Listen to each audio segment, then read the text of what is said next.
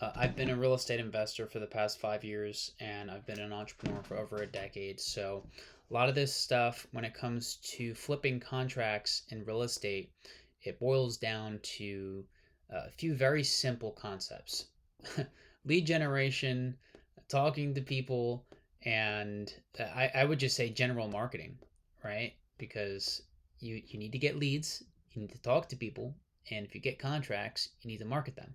So I want to keep things really simple, and I think this would be helpful for those of you who might need some help starting out, or even experienced real estate investors who do some assignment deals. Assignment and wholesaling, quote, quote, wholesaling, is just an exit strategy, but some of you investors use it as a primary source of cash flow. So let's start from the top. Lead generation, I always recommend only sourcing high motivation leads that aren't super saturated. So, a tip: visit your local municipality. Sometimes there's online forms, sometimes the information is online, but tax lien lists from the prior year, code violations, tenant landlord records from the courthouse, these are highly motivated people, especially if they're cross referenced and they're all in the same list, right? I'm not going to get too deep into detail here, but I tell you, some in New Jersey, for example, you could go to your municipality, the cities, and fill out an Oprah form, and they'll send you the lists, right? So if they're all three and they're out of state, if they're an out of state seller, chances are they're pretty motivated. My recommendation, because a lot of people I see are hiring VAs or have all these systems, it's no, call these leads yourself. Avoid hiring the VAs unless you have the budget and consistent deal flow to do that, because that requires lots of volume, and they're not you. You can't control what they're saying, especially if you're not a prior business owner, you don't know how to hire, or you haven't hired anybody before. It's a money pit. Consistency is the secret in all of this. So let's break down cold calling versus paid ads, because cold calling or cold emailing, cold mail, I kind of conglomerate that all into this one section here. Cold calling, cold emailing, cold mailing, you're just cold calling. Let's say you're interrupting somebody. So, a simple script like this, if you're going to cold call: hey, I'm not sure if I got the right number. Is this so and so? Great. I think I have some property near yours, and I was wondering if you had any real estate for sale at the moment. And then it leads into rapport. And that's conversation we can go into here. But cold calling requires lots of volume. I've seen people who are marketing cold marketing, outbound marketing, which is what cold email, call, or mail is. It requires lots of calls. For every 50, 100 calls, you might get one or two leads. 300 calls a day, you might get, 3, 4, 5 leads. But that's a lot of calls. So for me, paid ads is what I do primarily. Costs money but brings inbound versus outbound. They're raising their hands and they're saying, hey, look, I need to sell. It may or may not be a good fit for you as a lead, but hey, easier rapport, and it's so much easier to channel these people in and work with them because you're not spending all this time calling hundreds of people. So either use a trusted marketer or learn it yourself. That's my recommendation. So it's basically not cold, but outbound marketing versus inbound. Inbound's always better, but it's costly. So you have to know what you're doing before you spend money. So conversations, open-ended questions are the best questions to ask. Tell me a little bit about the property.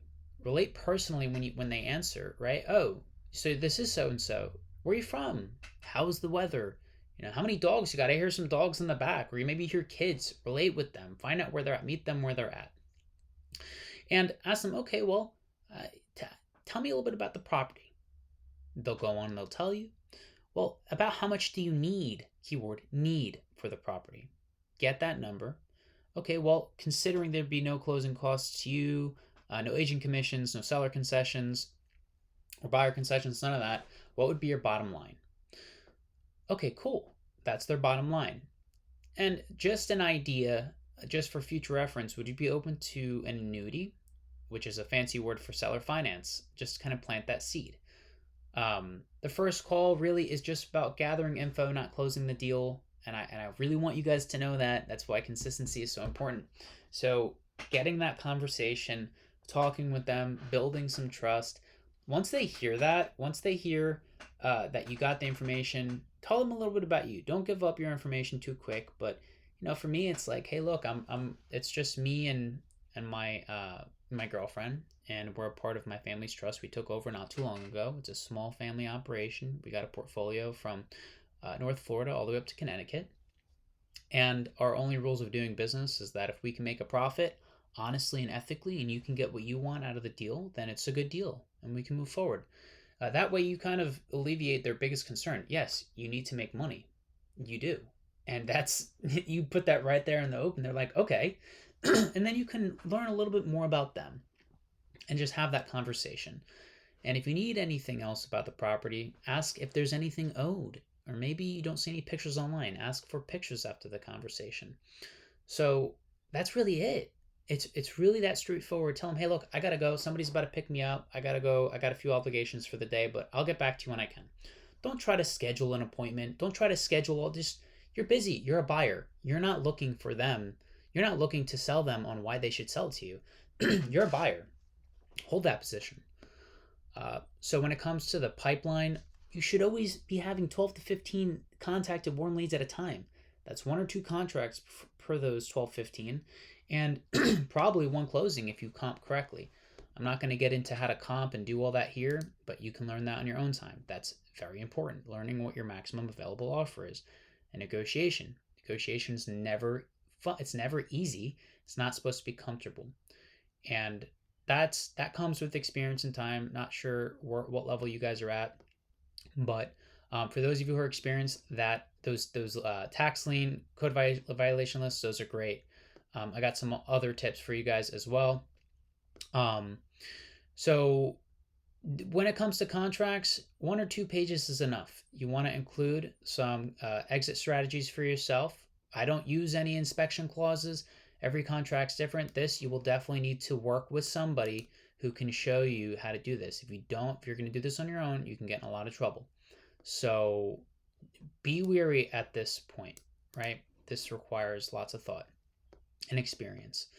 So if you get a contract, selling the deal. Call buyers on comparable properties that have sold recently that were flipped by these investors. Have conversations. Hey, how are you financing? When are you looking to purchase? How many properties do you currently have? Get a proof of funds. See that they've actually purchased and have the funds to purchase. You can market on Facebook groups, paid ads, or even through real estate agents. I've done deals through all 3. So another hidden tip, you can use local auctioneers to assign your properties. Transparency with your seller is key, of course. You don't want to go do something that they're not on the same page about. But with a strong document, you could really do whatever you want when it comes to the contract. So I would like to conclude with just some tools here that I've used. I don't use any crazy complicated softwares. Free tools like Trello. Get a Trello CRM. Why don't pay hundreds of dollars a month for a CRM if you don't have any income yet with the business? Use your phone. You got your phone bill. You're paying that anyways.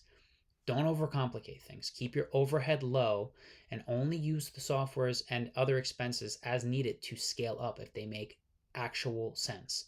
Focus on learning through your experience, your consistency, and through repetition. What matters is that you have the right people in your corner that are actually going to show you how to do this. Or I don't know how you're going to find the information, but you got to work with people who are actually successful. Real calls, real offers, real experience. I don't even consider it offers. I consider, hey, I called them, I got an idea. I was thinking we could do this. Is there any idea that you wouldn't take X for this property? Not, hey, I have an offer for you. Hey, I have a formal email I want to send. No, just, is there any reason you wouldn't take this? If they're local, go meet with them. Have the contract in hand. Have them sign it. And if you got to use DocuSign, use it. But don't overcomplicate it. This business is all about conversations. So we broke down a decent bit here, and I hope that this video was helpful. If you guys have any questions, you could just message me here on Facebook. And until then, have a blessed day, guys.